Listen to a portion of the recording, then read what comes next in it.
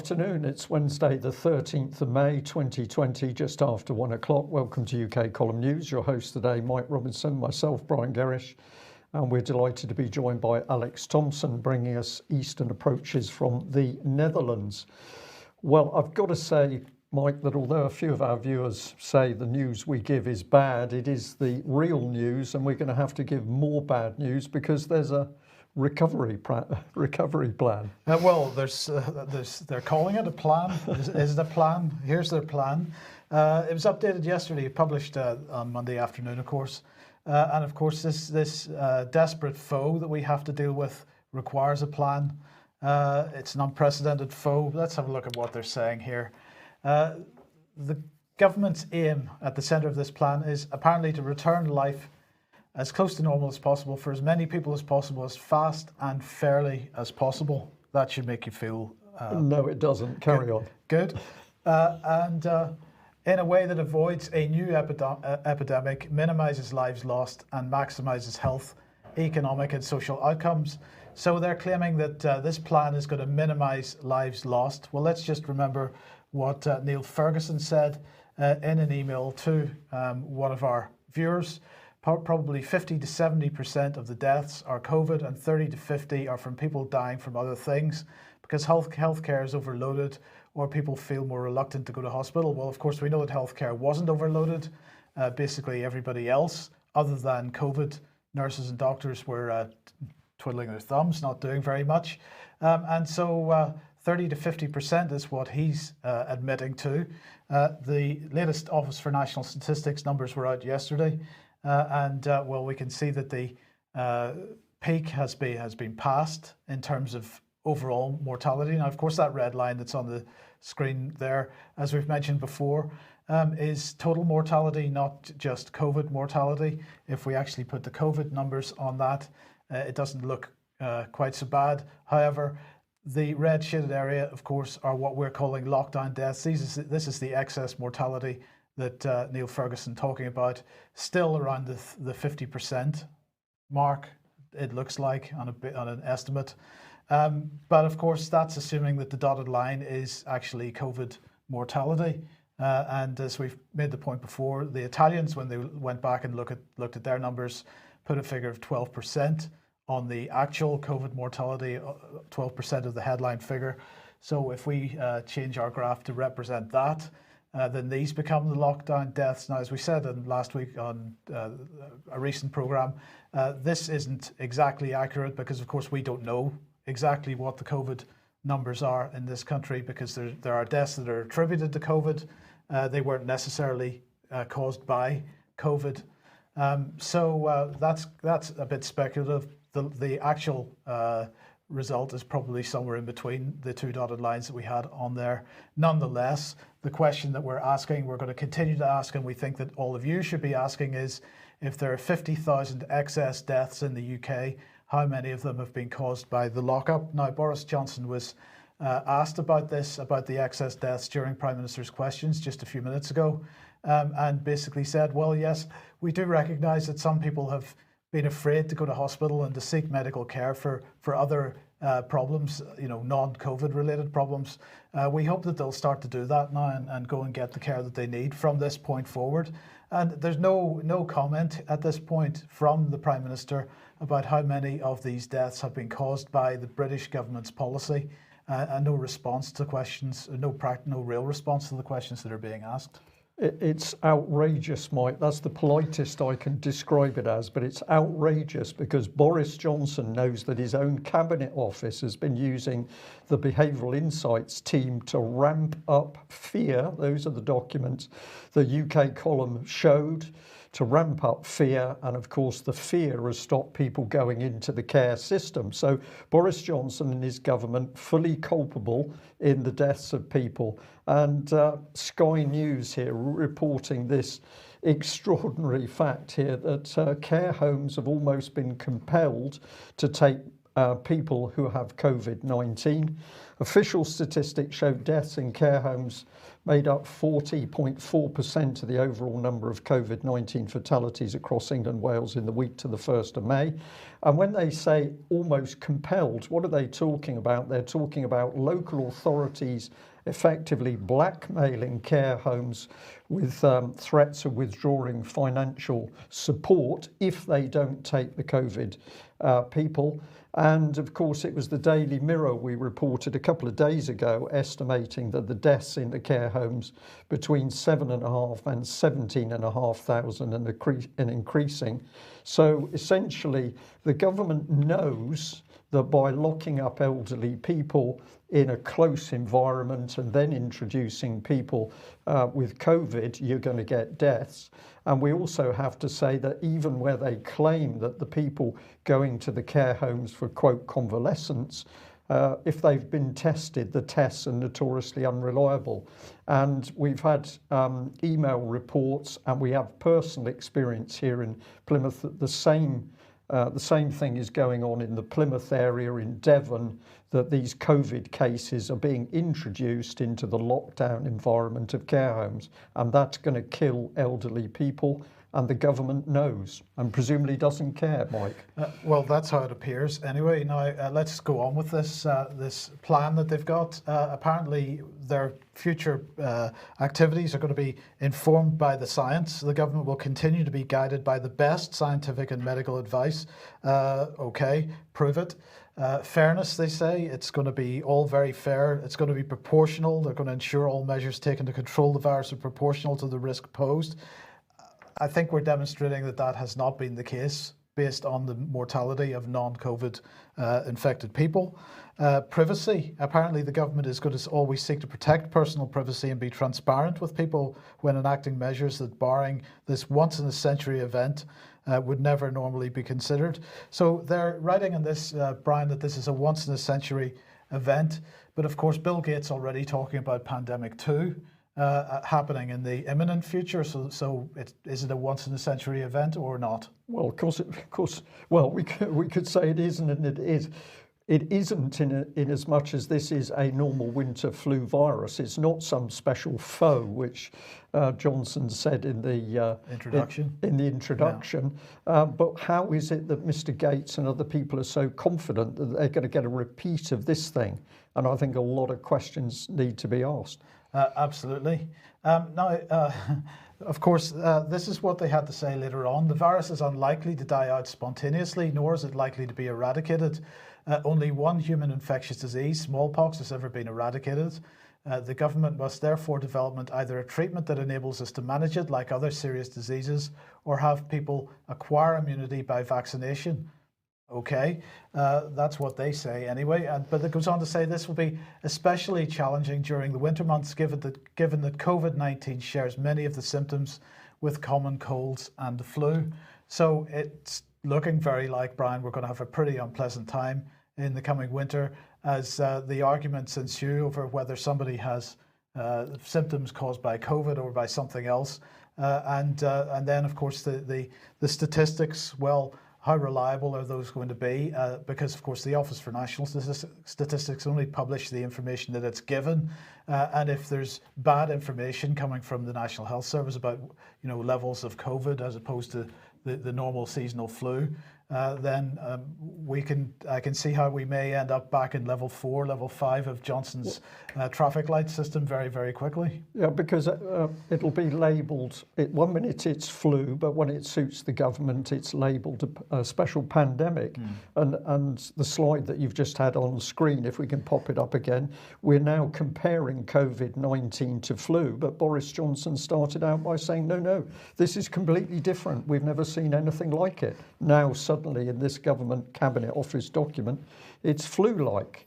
Well, look, that's all true, but you don't need to worry, Brian, because as the government lifts restrictions over the coming months, the public must be confident action will be taken quickly to deal with any new local spikes in infections. To achieve this, the government is establishing a new biosecurity monitoring system led by the new Joint Biosecurity Centre now being established. And who have they put in charge of this? Well, it's this gentleman, Tom Hurd. He is the son of the former Foreign Secretary Douglas Hurd, educated in Eton and Oxford with Boris Johnson, so he grew up with Boris Johnson. He's considered the lead candidate to take over from Sir Alex Younger when he retires from MI6. And so what is this man? He has, up until this point, been the Director General of the Office for Security and Counter-Terrorism, and that is responsible for the government's strategy, policy and legislative response to the threats of terrorism. He has extensive experience, according to his CV on the government website, working in counter-terrorism and security. He's also an expert in Middle Eastern affairs, having worked as a senior diplomat with responsibility for the region. So maybe I could bring Alex onto the program at this point. Alex, welcome. This guy clearly has absolutely no experience whatsoever of managing a pandemic. So what is this organization that he's heading up from now on? Because it certainly doesn't seem to be about viruses. It seems to be much more about security and surveillance. If it's got the likes of Tom Hurd at its helm, that is what it will be. To take the model first, we must look beyond the personalities to the nature of the model. This seems to be very akin to the likes of the Joint Threat Assessment Centre hosted at MI5, which is a model that issues a series of numbered or color-coded alert warnings. And it is, of course, in the inherent interest of the organization, once established, to make sure that what level 1 or low level is never again reached, because that would thereby undermine the raison d'etre of the organization. So they have a business interest in keeping their product, the threat and the insecurity, going. There's a question as to what scientific disciplines are ranked in what order. You mentioned there that the government's approach, rather signally, they said that it would be led by the science. Of course, scientists often mock those who put the definite article "the" before the word science, because there is no the science, or, to use the climate change analogy, settled science. That is to capture science and to turn it into a paradigm to wave in front of people's noses to justify things. Very quickly on the Hurd dynasty, father and son. Tom Hurd is a very compelling case study, I think, in the ascendancy of certain elite families. I don't doubt his intelligence. I note that he and his father have been named as former or current MI6 officers on a much questioned list by a so-called whistleblower of MI6 officers. But as you point out, Tom Hurd very much is in the running to be appointed to be the next C, the head of MI6, which does not necessarily mean these days that he has a career in the organization. But he is Eton and Oxford, and his father is Eton and Trinity College, Cambridge. They are both very much in the elite diplomatic intelligence mindset. Hurd had fluent Chinese. I heard him speak both at my boarding school and at Trinity College, Cambridge, about his reminiscences, the denouement of which was actually when Douglas Hurd said that he spoke to a dying Chairman Mao and heard the dying Chairman Mao say in Chinese, which Hurd Senior speaks, my people, they will never appreciate what I did for them with my cultural revolution." There's a data point for you. Then we see Douglas Hurd getting through a series of key appointments in the Thatcher administration, which we don't have time to get into, but we do note that at the end of that, Hurd was the Foreign Secretary under John Major, and Hurd Senior and Francis Maude, the well-known common purpose kingpin of the more recent Cameron government, were the two ministers who signed the Maastricht Treaty in 1992 on behalf of the Crown, and who were there was an attempt made to try them for treason for that, led by Rodney Atkinson. Famously, at that time, someone called out to Douglas Hurd, I believe when he was leaving a building, "You are a traitor and you should be tried for treason." And Hurd replied, not "I am guilty" or "I am innocent," but he replied, "There's not a court in the land that would convict me." So we get some interesting ideas here. A final thing about Tom Hurd is he has his share of tragedy. He lost his first wife to leukemia, and his second wife inexplicably fell off the roof of the building they lived in the Upper East Side when they were in Manhattan. That's incredible. It would be inappropriate to insert here that what the British public clearly needs is to develop herd immunity. Yes, we'll move swiftly on from that. Thank you very much, Brian. We will just look at what is the situation then. Where does this all fit together? Well, of course, we've got King Mark Sedwell, who is in charge of everything. And let's just look at how he's in charge of everything here, because of course he is head of the National Security Council, head of the Cabinet Office, head of the Home Civil Service, and therefore responsible for every government department, has been driving the whole counter-disinformation and media development programme at the Foreign Office, also driving the Rapid Response Unit 77 Brigade, and as head of the National Security Council, also effectively in charge of GCHQ, the Security Service, the Secret Intelligence Service, and now also the Joint Biosecurity Centre. So, Alex, this is quite a little network that he's got going here. No, it's a massive network. There's nothing, there's no precedent for this through the whole Cold War period. You can see those arrows there that you put on screen. Obviously, we're doing that to show some degree of lateral or hierarchical control. But as you've pointed out here, this Joint Biosecurity Centre is effectively, at that hierarchical level, a fourth and new rival intelligence service. It'll probably end up like all these other recent wheezes since 9/11, being housed by one of the security services. I'll make a little stab in the wind here, shall I? I think that it will be MI6, the Secret Intelligence Service, that acts as host agency. Usually across the river, it's MI5 that acts as host agency for these interagency new style concept centers, but I have a sneaking suspicion, and it will probably indicate a thing or two if I'm right about this, that it might be MI6 that hosts that one. And of course, if it is MI6 that hosts that one and he ends up becoming C, then he doesn't have to change his job role. He maintains his job role going forward, right? Well, I think you're about to see, this is what happens in the Cabinet Office generally now. It's all about the model, of course, the intellectual property and the replicability of it. So you start off in the public sector and then you spin it out to private. But that also implies within government that you can take your network of cronies, as Sedwell has done, from one part or two of the civil service to another. Yeah, indeed. Well, let's have a look at what's happening with the economy in this amazing plan that Boris has proposed. Of course, they were already talking about VAT deferrals until the end of June to provide a direct cash injection of over £30 billion. But of course, that isn't a direct cash injection. That's merely a new debt that companies are having to take on, because they're not having the VAT forgiven. They still have to pay it. It's just pushed back to a later quarter. A business rates holiday worth 11 billion to businesses. Well, okay, that is a holiday, and they don't have to pay that again. Direct cash grants worth 10 or 25,000 pounds for small businesses. Well, I'm not aware of anybody who's received that. If anybody has received that, anybody that owns a small business and has received that, then please do let me know that you have, because I'm not seeing any evidence that any of that money's actually been distributed. The last I heard, the government was claiming a third of it had been distributed, but I haven't heard anything of it from anybody having received it. A package of government-backed and guaranteed loans, which make available approximately £330 billion of guarantees. Now, of course, this is nonsense, because the government is only backing 80% of the loans, so not very much of that money has been distributed up to this point. But again, we're talking debt. And then finally, the furlough scheme has been extended until the end of October. Now, of course, all that has done is pushed the date of people losing their jobs back a little bit further. As somebody was saying to you earlier, Brian, that this, or is this in the next? It's in the next slide. Okay. Coming up. Simple way of doing it. We're just showing the contrast here. What is the mainstream news dealing with? Well, this is Sky breaking. The Department of Education has confirmed that childminders in England can care for multiple children from a single household. So this is major news. Meanwhile, it takes social media to report what's really going on, and that is that the economy and business is being destroyed. So this comment here on Lance Foreman, just spoken to 3 business people who have staff on furlough. Each said they were planning to lay them off at the end of July, but they'll now simply do it at the end of October. The furlough scheme is basically the most expensive unemployment benefit on the planet. And there's another one here. There's hundreds of these.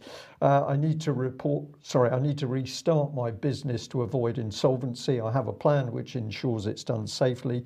The problem is my furloughed staff are finding every excuse not to return to work. How do I compete with a chancellor who is paying them not to work? Well, that's true. I think there's maybe a little bit of unfairness in that, because of course, just as people are not going to hospital to get medical treatment, many people have been pushed into a state of absolute terror, and they don't want to go back to work because they don't believe they're going to be safe at work. So that's part of it as well. I'm sure there's some people that are taking advantage of this purely because they can't be bothered to go back to work. But nonetheless, there's a lot. The mainstream media have a lot to answer for pushing people into this state of panic. That without they're a in. doubt. But look, they're talking about £300 billion is what this is all going to cost the government. At the end of the day, they're still talking about today a huge recession. And in fact, at the end of the first quarter, the GDP had fallen by 2%. Now, we're a couple of weeks behind other European countries. And I think in France, and Italy, they saw 5.8% and 4.7% respectively at the end of the first quarter. So we're a little bit behind them, and we haven't quite seen those effects just yet, but it's on its way. £300 billion is going to cost to keep the furlough scheme running and all the other so-called support, which isn't really going to provide any long-term help. And the question then is, how is that $300 billion going to be paid for? They're already talking about tax rises. Are these going to be across the board tax rises, or just for the wealthier tax brackets? This isn't clear yet. But, you know, as I say, we're already in a significant recession, and Rishi Sunak suggesting that it's going to be more than a significant recession. But in the meantime, Brian, I think it was the 4th of May, you were talking about the rethinking and repurposing of government, the fact that government is taking advantage of this current situation to restructure, repurpose, and so on, and they address this in their plan. So we were spot on with that report. Absolutely spot on with that report. As the government navigates towards recovery, it must ensure it learns the right lessons from this crisis and acts now to ensure that governmental structures are fit to cope with a future epidemic. But I thought this was a 1 in 100 years situation. No, we're going to completely restructure everything. This will require a rapid re-engineering of the government structures and institutions to deal with this historic emergency, and also build new long-term foundations for the UK and help the rest of the world. Alex, let me bring you back at this point. What are your thoughts on that little statement? Foundations there has got to be code for constitution, hasn't it? The foundations of the UK. I know that people are semi-literate at the heart of government these days, as they are in the rest of society, thanks to previous government policies. But the idea of new foundations should get people's blood curdling, and then to tack onto it to help the rest of the world, that looks to me like a policy of international aid continuing, with Britain having its soft power hub. Absolutely. Attack on the constitution, a restructuring, a repurposing, and what we're really seeing in that security overview is this is akin to a military dictatorship, which is just slowly creeping in.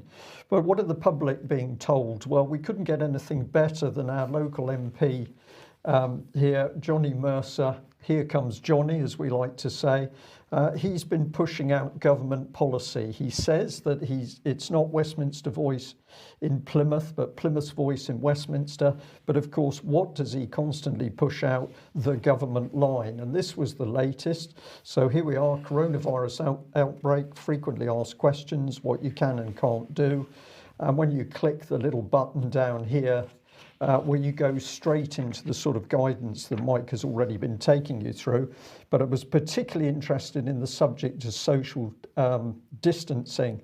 Now, what you have on screen has actually been withdrawn, so we can't really go through this, but you get some idea of what was originally said: avoid contact with somebody, originally displaying the symptoms, avoid non-essential public transport, work from home. So it was fairly broad brush, fairly sensible, but all that has gone, and we're now into the more detailed stuff. So let's have a look at what this is about.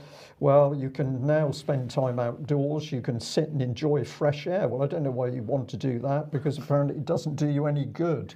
Exercise outdoors as often as you like, following social distancing. Now, the key thing thing through all this is social distancing, but it's getting more draconian. So can I meet my friends and family in the park? You can meet one other person from outside your household if you're outdoors.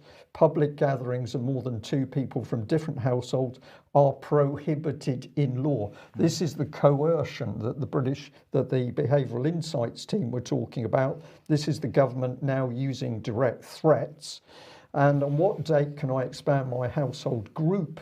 Now we're going to have a new concept of bubbles, which we'll talk about in a bit more detail.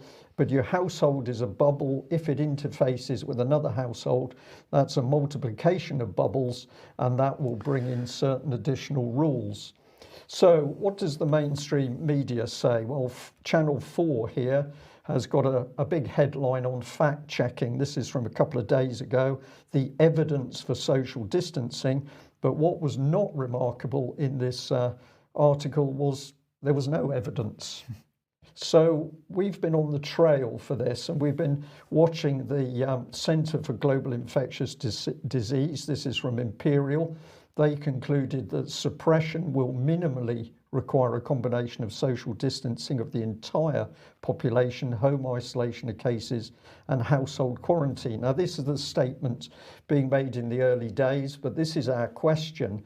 Where is the evidence for social distancing and the 2-metre rule? And when we start to get into it, we have to go back into the Imperial College initial reports, report 9 here, impact of non-pharmaceutical interventions to reduce COVID mortality. The first bit we've already covered, that's the suppression, but look at what it then says. The major challenge of suppression is that this type of intensive intervention package, or something equivalently effective at reducing transmission, will need to be, quote, maintained until a vaccine becomes available, potentially 18 months or more. This is the constant thread. Now, in the document, there's a list of these non-pharmaceutical interventions: case isolation, quarantine, social distancing of those over 70 years of age. But we can't find anything about the social distancing. But what we do find is that 2 of the interventions they talk about, case isolation and voluntary home quarantine, is being dealt with through the modelling via Imperial.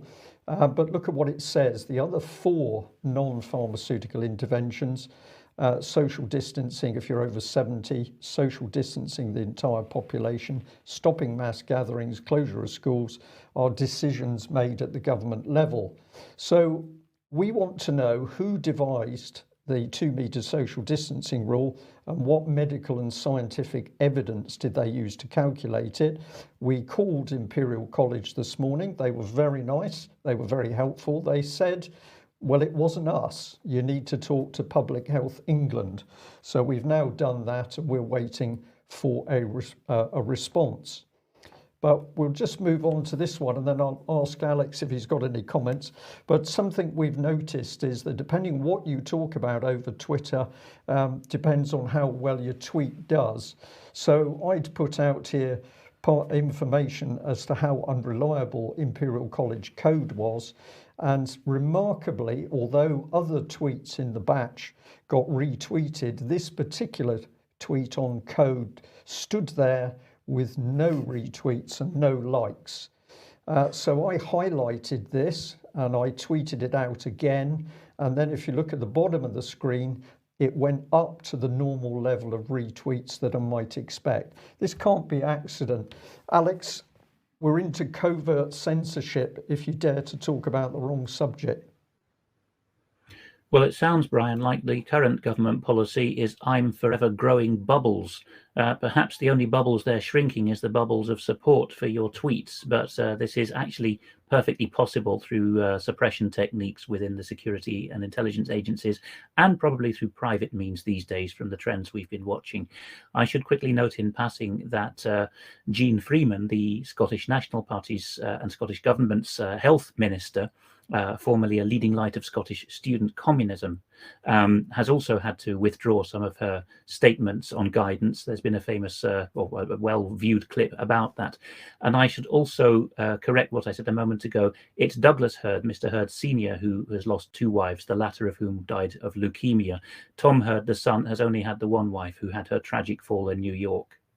Okay, thanks for that correction. Now, we reported, because it is so serious, this business about the behavioural insights team ramping up fear, and that fear has stopped people going to hospitals, it's stopped them doing a lot of things. But now what do we discover? That the behavioural insights team is working directly with the mainstream media. So here's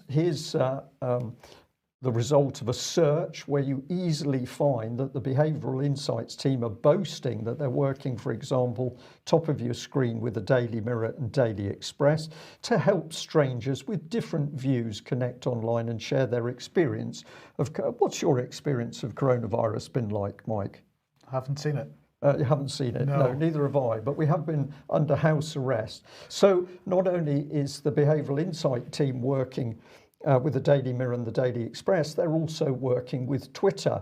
So is Twitter independent of government? Absolutely not. And I found this remarkable because they're working with the Daily Mail now and ramping up fear. But back in 2011, the very same Daily Mail was warning of this strange nudge unit, the behavioural insight team. But of course, it was only introducing a little nanny state. So what is it with the mainstream journalists? They just appear unable to grasp what's really happening around them, and that's because they're not doing any research.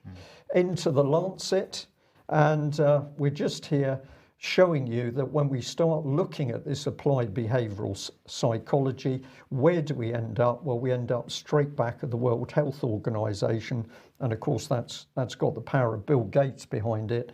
Something very nasty being carried out here. Absolutely. Okay, quick advertisement. If you like what we're doing and would you like to support us, then please head over to ukcolumn.org/community, where there are options to help us out there, and that would be very much appreciated. Indeed. And we're just going to pop this one up. Email from Australia. We know that over the last few UK column reports, we've had a truly amazing response, but somebody here saying, writing from Australia, since the COVID-19 situation occurred, I've been watching the BBC each night to try and catch up on what's happening over there.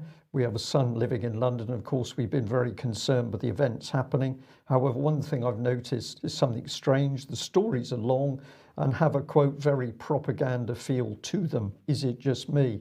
Well, we're going to say, Gary, it's absolutely not just you. You are watching pure propaganda, especially from the BBC.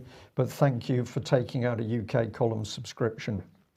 Okay, now speaking of social distancing and what's coming next, Alex, I think you're being very unfair to China here. Yes, possibly because the timing in Italy is before that of China. But on the left, we have Richard Reichel sharing several shots of the return of Chinese primary school pupils to school. And you can see that some of them are wearing welding masks with face masks under them. These are 5-year-olds by the look of them. And on the right, you can see, of that left-hand image, the right pane of that, you can see other solutions involve perspex or plexiglass edges to the desks, making it impossible to communicate or stretch with other desks, and even 3-sided yellow plastic cubicles. Now that's China, and Mr. Reichel's entitled that Welcome to the New World Order. But on the right, as reported by ANSA, a leading Chinese news agency, in its law and education section, they're reporting that Varese, an Italian commune on the border with Switzerland, is running a pilot in a particular school where, a nursery actually, asilo is a kindergarten, where 150 children are wearing these bracelets. This child, of course, has got pixelated eyes, but he's wearing a mask as well. These bracelets will start bleeping and buzzing. I don't know if there's any shock or pain involved, I think not, but bleeping and buzzing if the children get within the prescribed distance of each other. I think they've set a metre or 3 feet for these children, because everyone has different distances. In some Dutch shops it's 1.5 meters, in Germany says 1.4 or 1.6. There's no continuity. But these children, according to the director of that nursery, are being told that it's a game, so that they don't get frightened by the idea. And this supposedly will allow them to get back to their educational program. And at the bottom, the director notes that they're actually charging the parents several dozen euros a year for the privilege of these bracelets, and they intend to spin them out if it's successful. Okay, well, Vanessa was pushing this out on Twitter earlier on today, saying that she finds these images deeply disturbing. Children should not be deprived of sensory contact, hugs, social interaction. Denmark, Edinburgh, France, expert consensus is COVID-19 does not affect children. Why are these traumatic measures necessary, is what she's asking. And so they're queuing up to get into school, just like outside the supermarket. But then when it comes to playtime, well, it doesn't look like there's too much play going on there, Brian. It's horrific. And how about dinner? Well, in fact, you know, you're not allowed to talk to your friends anymore. Yeah. What is this doing to the minds of the kids? It's damaging the minds of the children. It's depressing them, and of course, the fear factor can do long-term damage, and it can do long-term damage to adults, particularly if they've got an underlying mental health problem. So the government knows this, but simply doesn't care about the deaths or the mental health damage. So, Alex, what are the Netherlands up to? Well, it's they say in the Netherlands that Amsterdam is a law unto itself, or a country of its own, and that you can see it at times like this. People should not take this as typical of the Dutch mentality, but CNN Travel is reporting that a trendy concept restaurant in Amsterdam is offering vegan-only meals in these little dining booth greenhouses. Of course, the Dutch are very big on greenhouse construction, and this way you can observe your quarantining and your social distancing while still popping out of the house to eat. So whether that catches on, I don't know, but it has a link with the next slide in terms of tongue-in-cheek concepts, which actually sell something of the New World Order. Because on the next slide, you can see, as reported by the Italian website Domus, that a pair of German designers are suggesting these space-age helmet bubbles, back to the bubble theme, as a way of circumventing quarantine without having to wear a mask. Of course, there's lots of footage circulating of German policemen and supermarket security guards beating people up and arresting them for not wearing their mask. Then you can see that the highlight there, Wedding is actually a suburb of Berlin. You can see that the model, a male and female, are showing how you can wear your space-age helmet on the metro, how you can happily sit in your seat looking a bit like a cosmonaut, how you can get on the elevators and walk through public buildings wearing these sort of plastic items, make a phone call. This obviously is very tongue-in-cheek here, but a gentleman's walking in with a bubble on his head trying to make a phone call, not working. By the way, the designers say that they will modify these bubbles as an alternative to masks. They will fit snorkels to them optionally, or they will also allow people to have different air filters. So and they've also put public broadcasting equipment in them if you need to be out on the streets protesting or addressing the public. But at the bottom of the Italian write-up, you can see that they're making a comment on how society is changing. Often it's the art designers who notice the absurdity and the social drive because they have read their science fiction and have seen their futuristic Bauhaus design and their Corbusier architecture, and they know where it's all leading. Yeah. We'll just reinforce that because, of course, now being drifted out by mainstream media in UK to get people used to the idea of the bubble. So this is the Daily Mail headline: Britons could finally see their grandparents' family or friends' weddings could be back on under bubble socialising. So we're going to be allowed to go out in bubbles, which will include one household. But they're also kindly examining letting people gather in slightly larger groups for weddings. That's if you're well behaved, of course. But this is the one that I noticed from the 1st of June. If the rate of spread of the virus, the R number, is deemed low enough by scientists, households could nominate one other household and could socialise exclusively within that large group. This is just being dragged on and on. But to come to your science statement, Alex, I'm glad to say some people are really seeing through this stuff now. So we've got a horrible picture of a little girl being dosed in some unpleasant powder, could well be DDT. You know why they don't spray kids with DDT anymore, because someone questioned settled science. And then this is another one, absolutely accurate, that if you go into a supermarket or you go shopping, that's low risk, but if you go in the fresh air and sunshine, high risk. This is madness. Yeah, well, don't worry, because the government's on the case, and Genomics England have been commissioned to run a COVID-19 study, and they will be collaborating with the NHS and Genomic Consortium to sequence the whole genomes of people who've had COVID-19 in order to help us understand genetic susceptibility to the virus. So they're going to obviously need to get as many people involved in this as possible. So people in ICUs that have responded extremely badly to the COVID-19 illness, and also people that have survived it are also going to be invited to take part in this. Now, of course, we don't know how many people have survived it in the UK, because for some reason the UK doesn't publish that statistic. And the latest number I saw was 1,019. That it's clearly a nonsense statistic. So you know, if they can only find 1,000 people to take part in this, it's not going to be very useful. But anyway, they want to compare the genomes of people who experienced very bad results from having been infected with COVID with those that didn't, to see what they can discover about that. Indeed, and just give this as a pointer for people, what's coming, who is driving all of this agenda? Well, you've got to start coming back to organisations you might not sort of expect to be involved. The office of Gordon and Sarah Brown, oh, they've been very busy. There's a list of names under this headline: Global Leaders Demand G20 Task Forces set up to coordinate a coronavirus response. It's about 3 or 4 pages of names, and of course it includes such upstanding names as Tony Blair. But I'm sure that Mr. Gates will be somewhere in this mix. So we need to keep digging who is creating the policy. And it's pretty easy from the headlines to see where they want to go, because those glossy headlines are all about vaccines. But in the meantime, George Soros is seizing the moment, Alex.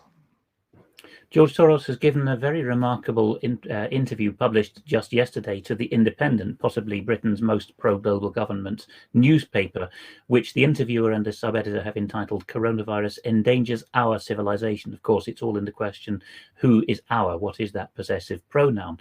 Let's see what he's been saying. If we go on to the next slide, we can see that the interviewer opens with the gambit: "You've seen many crises. Is COVID comparable to any previous ones?" Soros, no, this is the crisis of my lifetime. Even before the pandemic hit, I realized that we were in a revolutionary moment. This is before the pandemic. So does he have a crystal ball, or is it a crystal bubble, perhaps? Maybe one of the latter, ordered from Domos in Italy.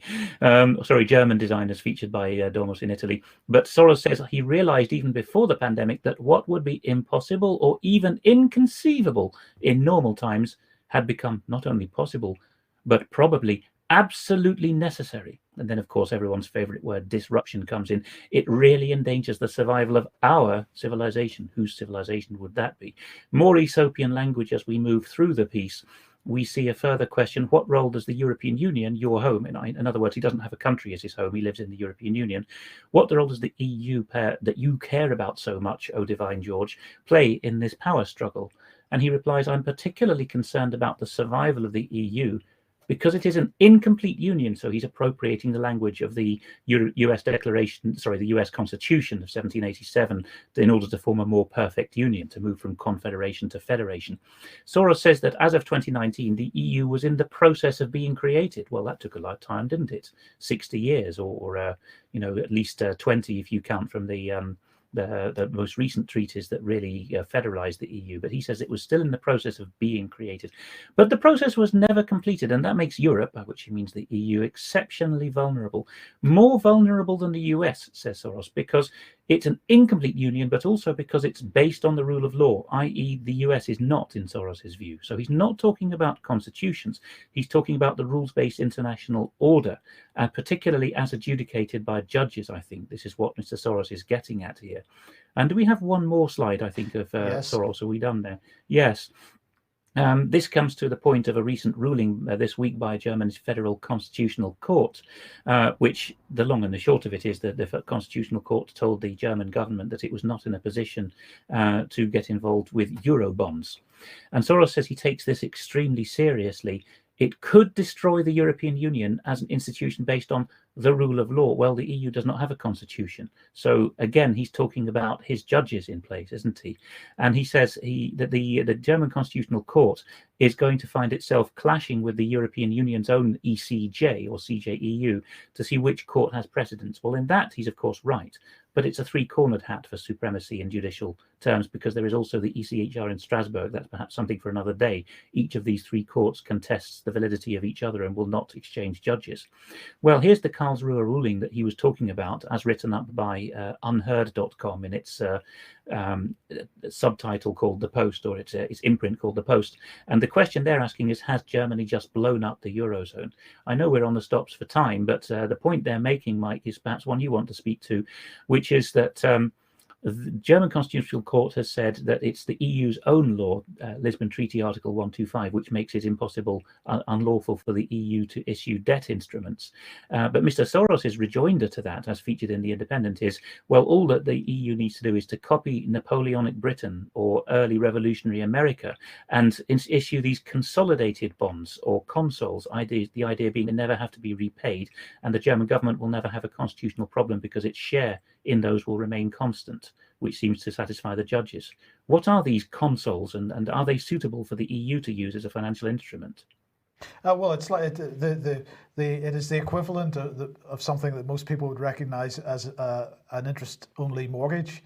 So you never actually repay the capital that you've borrowed in the first place. You just, or you might consider it in the same style as some of the services that are available online for messaging or whatever, where you're just constantly tied into a never-ending, or Netflix, for example, £6 a month, whatever it happens to be, it never ends. This is exactly the same type of model that they're trying to roll out. They really like this subscription model where you never ever finish paying them. So this is something that we mentioned on this program a week or two ago that Soros was promoting in some of the press.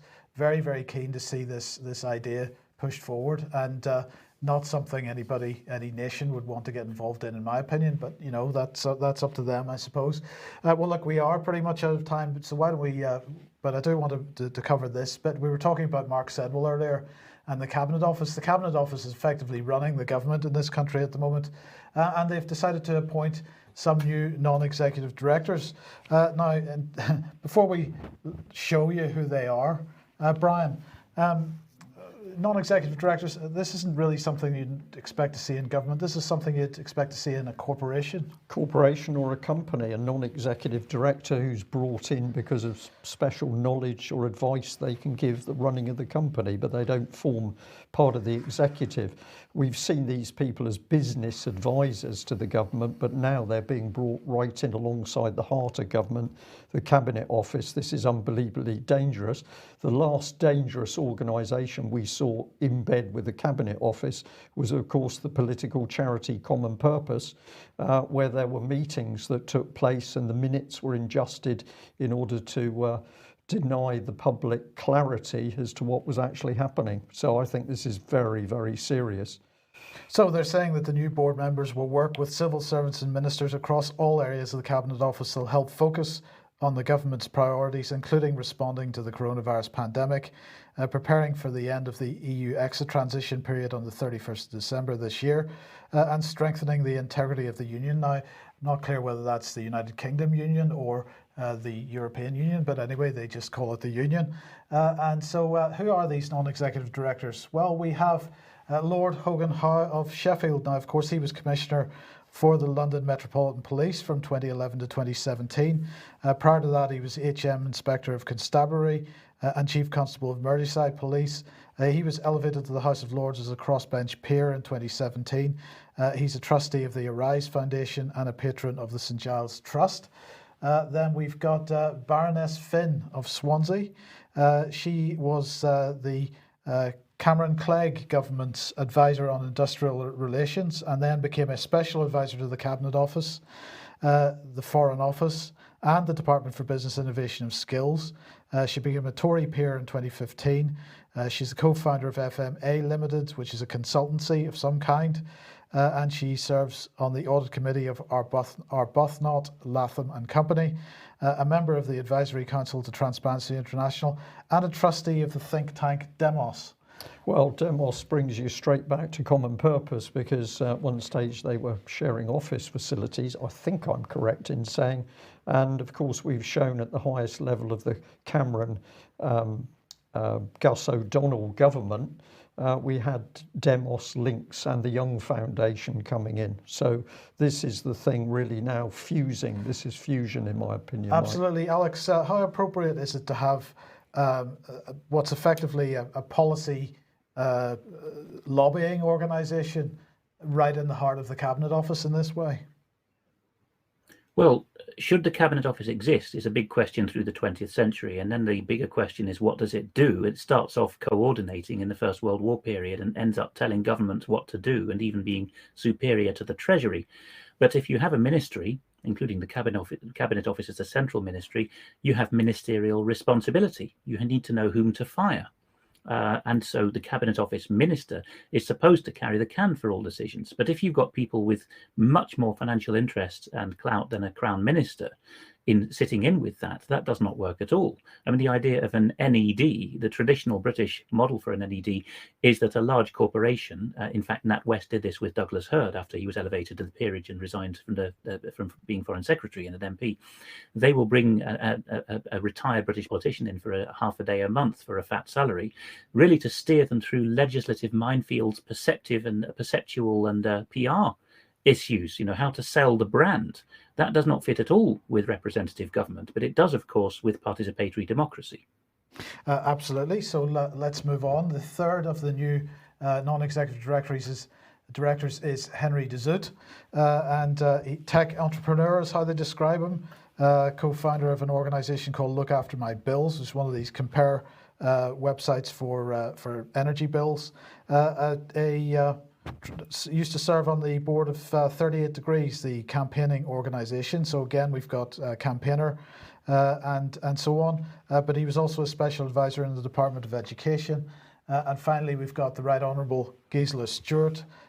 She, of course, Labour Member of Parliament for Birmingham Edgbaston from 97 till 2017. Health Minister. Also served on the Intelligence and Security Select Committee. So this is quite a little batch they've got brought in there, Alex. Just some final thoughts on that. If you look at the skill sets that they have there, it does seem to be managing public views, doesn't it? So is the Cabinet Office, what is the golden egg that the Cabinet Office lays? Is it that it has the ability, through being a shell of government, to put tests in place, pilot schemes, such as behavioural insights? Is it that you bring these corporate people in and they say, we would like to know how to get the public to think X or do Y or refrain from Z? And once that model's been perfected, Cabinet Office PLC, as it were, Cabinet Office Inc. will take over and spin out the model, perhaps for more pecuniary considerations. I think that's probably what's going on here. Yeah, whatever it is, it's, my opinion, not constitutional, and people have got to root it out. Absolutely. Where do we go from? Well, we'll end the news at this point because we've run on. We've got a few more subjects. We'll hold those in reserve. Are we going to manage a film? I think we might do to play out. I see. So yes, right. I'm going to say a big thank you to everybody who's supported the UK column. Huge amount of appreciation for our exposure on the fear factor of the Behavioural Insights team. Many people clearly understanding what that was about. Thank you for all the emails of support we've had. Thank you for the donations we've had. And also a big thank you to our American audience, which we understand really picked up on some of the things we've been talking about. So we can only do it with your help. Thank you very much. And we're going to play out with a little film clip, which we think is very pertinent to what is happening around us in this madness, this contrived madness of COVID-19. Thank you. Please follow the government rules at this time. outside for food, for health reasons, for exercise, or if you're an essential key worker.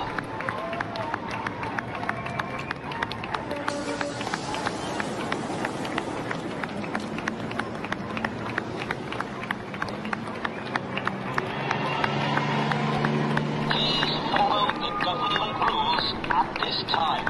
You must stay home. Only be outside for food, for health reasons, for exercise, or if you're an essential key worker.